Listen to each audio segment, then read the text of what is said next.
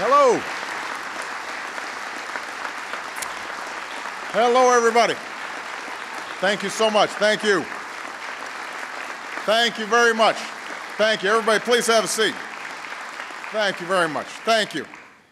Let me just begin by making a few acknowledgments. First of all, I've got some outstanding fathers here in the first row who aren't seeing their kids enough because I'm working them all the time. Three members of my cabinet, Secretary of the Treasury Tim Geithner, Attorney General Eric Holder, and Secretary of Commerce Gary Locke are here.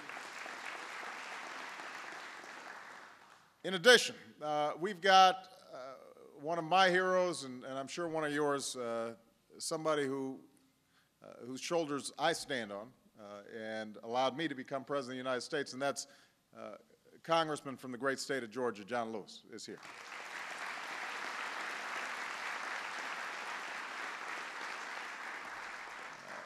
A fierce advocate on behalf of the District of Columbia, Congresswoman Eleanor Holmes Norton is here.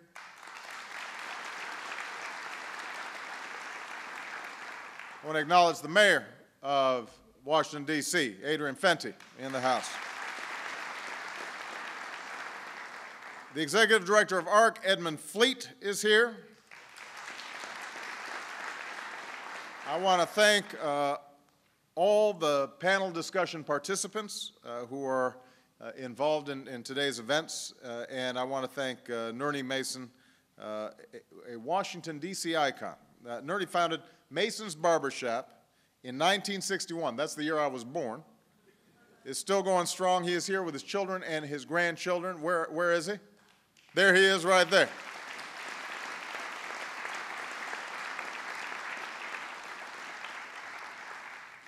I could use a little trim. So, you know, 1 year ago this week, we kicked off a national conversation on fatherhood and personal responsibility. And members of our administration fanned out all across the country to hear from fathers and families about the challenges that they face. Secretary Arne Duncan, our Secretary of Education, held a discussion in New Hampshire about the link between fatherhood and educational achievement. Gary Locke talked to fathers in California about balancing the needs of their families with the demands of their jobs. Secretary Shinseki, Veterans Affairs, held a town hall for military and veteran dads in North Carolina. And Attorney General Holder traveled to Georgia for a forum about fathers in our criminal justice system. And in each of these places, each of these leaders posed a simple question. How can we as a nation, not just the government, but businesses and community groups and concerned citizens, how can we all come together to help fathers meet their responsibilities to our families and communities? And we did this because we know the vital role fathers play in the lives of our children. Fathers are our first teachers and coaches, or in my house, assistant teachers, assistant coaches to mom. But there are mentors, our role models. They show us by the example they set the kind of people they want us to become. But we also know that what too many fathers being absent means. Too many fathers missing from too many homes, missing from too many lives. We know that when fathers abandon their responsibilities, there's harm done to those kids. We know that children who grow up without a father are more likely to live in poverty. They're more likely to drop out of school. They're more likely to wind up in prison. They're more likely to abuse drugs and alcohol. They're more likely to run away from home. They're more likely to become teenage parents themselves. And I say all this as someone who grew up without a father in my own life. He left my family when I was 2 years old. And while I was lucky to have a wonderful mother and loving grandparents who poured everything they had into me and my sister, I still felt the weight of that absence. It's something that leaves a hole in a child's life that no government can fill. So we can talk all we want here in Washington about issues like education and health care and crime. We can build good schools. We can put money into creating good jobs. We can do everything we can to keep our streets safe.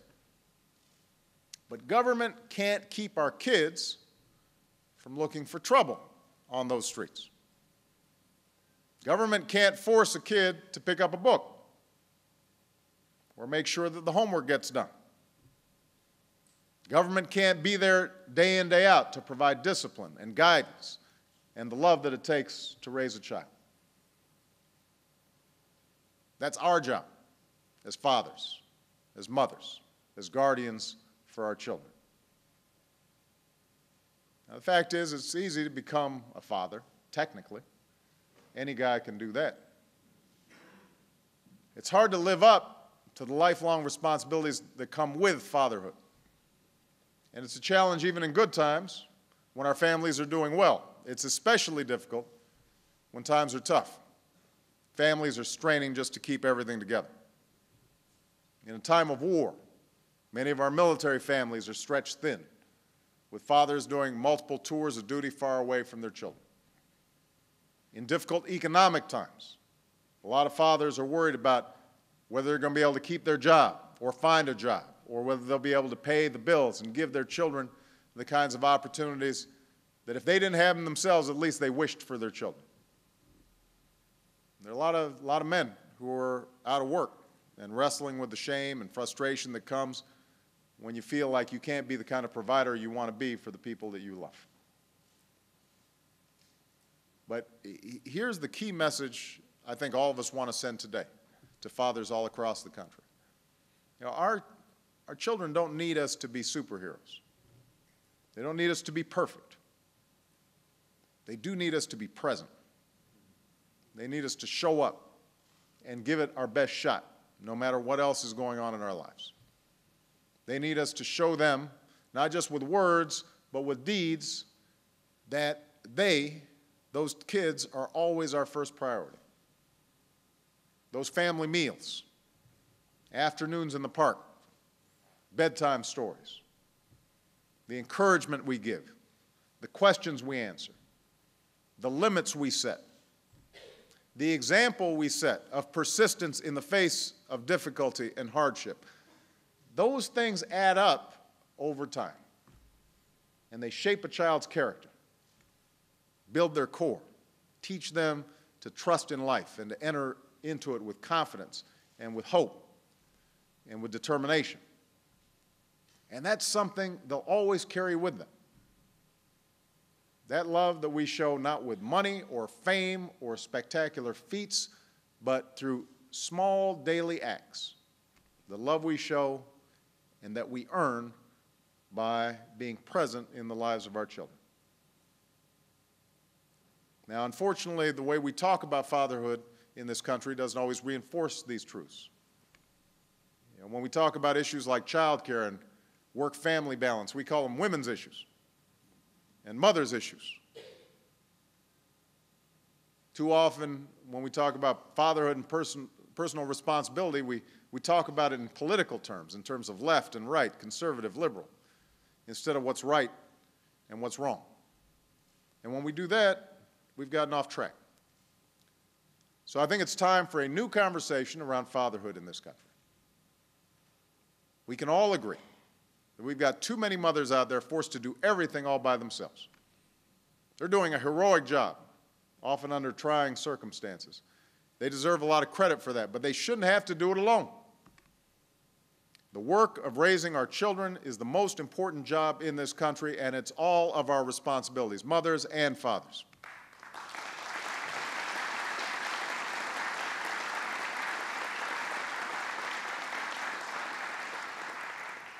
Now, I can't legislate fatherhood. I can't force anybody to love a child. But what we can do is send a clear message to our fathers that there is no excuse for failing to meet their obligations. What we can do is make it easier for fathers who make responsible choices and harder for those who avoid those choices. What we can do is come together and support fathers who are willing to step up and be good partners and parents and providers. And that's why today we're launching the next phase of our work to promote responsible fatherhood, a new nationwide Fatherhood and Mentoring Initiative. This is a call to action with cities and states, with individuals and organizations across the country, from the NFL Players Association to the National PTA to everyday moms and dads. We're raising awareness about responsible fatherhood and working to re-engage absent fathers with their families. As part of this effort, we've proposed a new and expanded Fatherhood, Marriage, and Families Innovation Fund.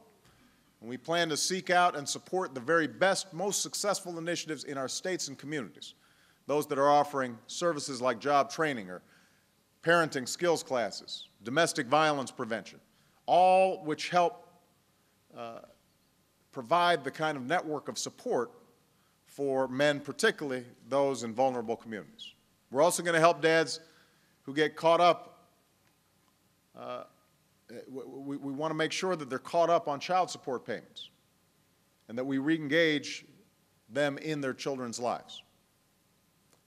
We're going to support efforts to build healthy relationships between parents as well, because we know the children benefit not just from loving mothers and loving fathers, but from strong and loving marriages as well.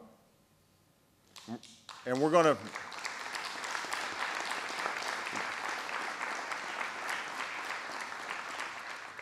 We're also launching a new transitional jobs initiative for ex-offenders and low-income, non-custodial fathers.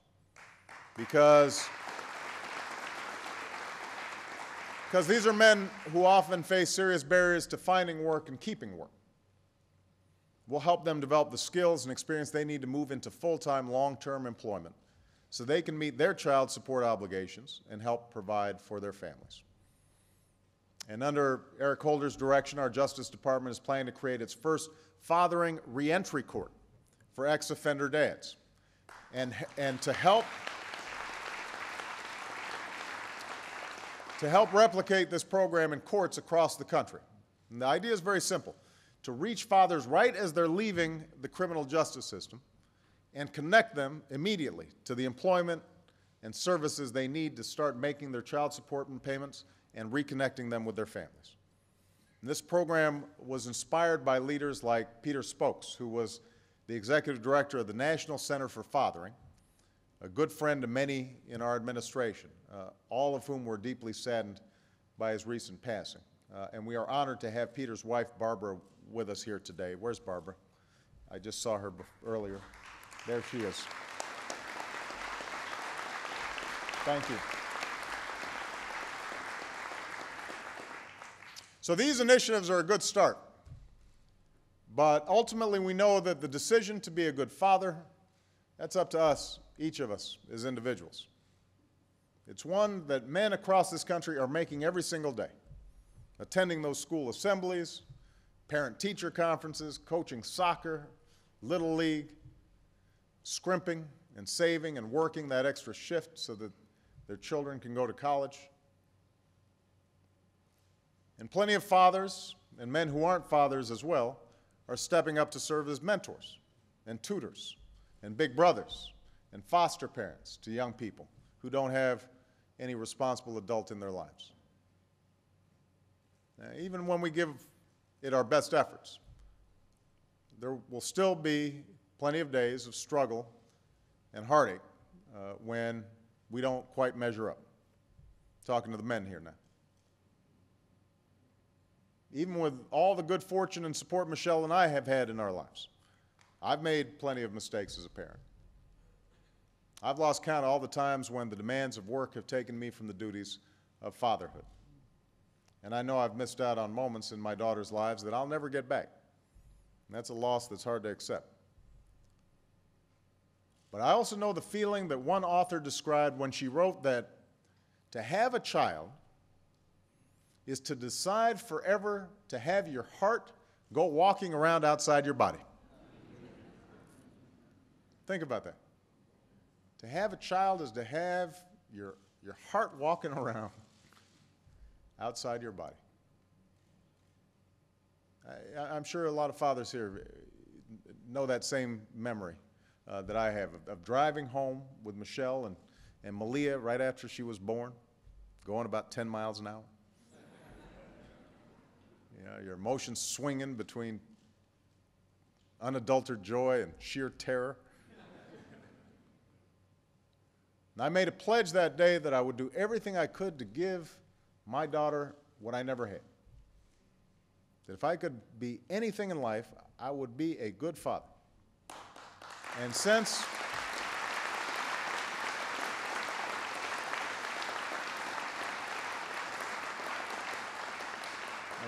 like a lot of the men here, you know, since that time I found there's nothing else in my life that compares to the pleasures I take in spending time with my girls. Nothing else comes close to the pride I feel in their achievement and the satisfaction I get in watching them grow into strong, confident young women. So over the course of my life, I have been an attorney, I've been a professor, I've been a state senator, I've been a U.S. senator, and I currently am serving as President of the United States. But I can say without hesitation that the most challenging, most fulfilling, most important job I will have during my time on this earth is to be Sasha and Malia's dad. And that